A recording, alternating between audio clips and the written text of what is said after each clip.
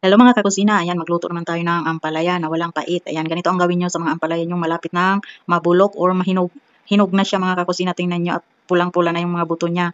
So ayan, hiniwa ko lang yan mga kakusina, tinanggal kong mga buto niya. Tapos hinugasan ko yan syempre bago natin siya ilagay sa ating food processor. Ayan. So i-blend lang natin siya hanggang na magpino yung kanyang texture. Ayan, ganyan na siya mga kakusina. Then after natin yan ma-blend, ilagay natin sa ating bowl, then lagyan natin siya ng asin para lumabas yung katas niya. Ayan, ibabad lang natin yan ng 5 minutes. Ayan, ilagyan ko lang siya ng asin. And then after 5 minutes, ayan, pipigaan na natin siya mga kakusina. Gumamit ako ng gloves. Ayan. O, tingnan nyo, ang dami talaga niyang tubig. Kagaya din siya sa talong. So, at ayan, yan ang pinakapait niya mga kakusina, yung katas niya. Ayan.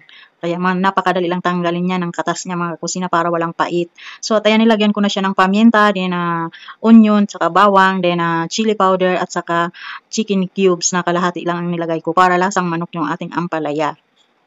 At syempre, nilagyan ko siya ng 2 itlog and 3 tablespoon na harina.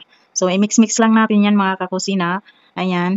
Then, after natin yan ma-mix, i-form lang natin siya na pabilog para siyang meatballs. Ayan. So, gawin natin pabilog siya. O, di ba? Ganyan itsura niya mga kakusina. Napakadali lang talaga nitong gawin. At syempre, kailangan matyaga ka. Patyagaan lang sa pagluluto kung gusto mong kumain ng masarap. Ayan. O, ayan, patapos na akong magbilog-bilog. So, at ayan, ready na yan mga kakusina. Syempre, ayan na siya. O, di ba? Ang ganda ng kulay. At syempre, i-fry natin yan. Deep fry mga kakusina. Kailangan lumulutang siya sa mantika para hindi siya madurog-durog. Ayan. O, di ba? Ayan na. Hintayin lang natin na mga golden brown. Then, crispy-crispy na yung ating ampalaya. O, di ba? Ampalaya na walang pait. Promise. Try nyo mga kakusina. Sobrang sarap niya.